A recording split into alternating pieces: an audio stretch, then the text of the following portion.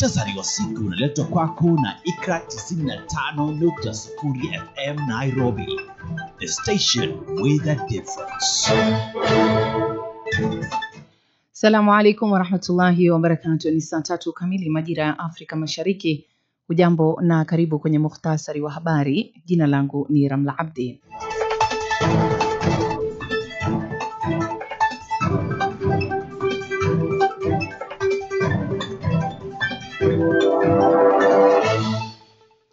Tume huru ya uchaguzi na mipaka nchini IEBC imeanzisha shughuli endelezi ya usajili wa wapiga kura leo, ikifungua dirisha jingine kwa Wakenya wanaostahili kujisajili kama wapiga kura wapya.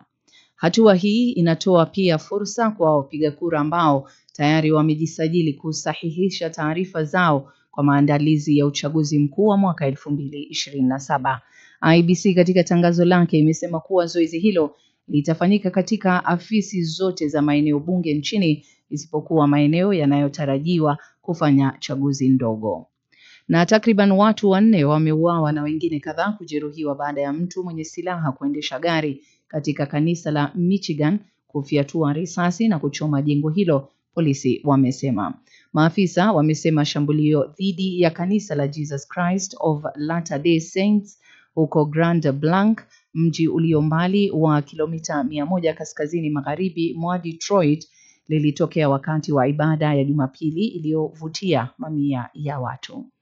Na waziri wa mambo ya nje wa Urusi Sergei Lavrov amesema nchi yake haina nia ya kushambulia nchi ya Umoja wa Ulaya au wanachama wa NATO, lakini akaonya juu ya kuchukua hatua madhubuti kwa uchokozi wowote unaoelekezwa kwa Urusi. Katika hotuba ya kina iliyotolewa kwenye Baraza Kuu la Umoja wa Mataifa, Lavrov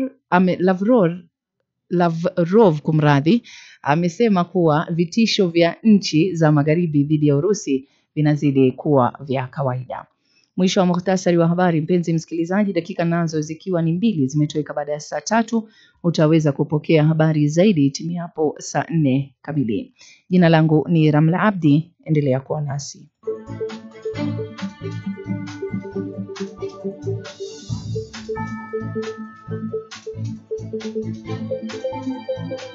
Kwa habari za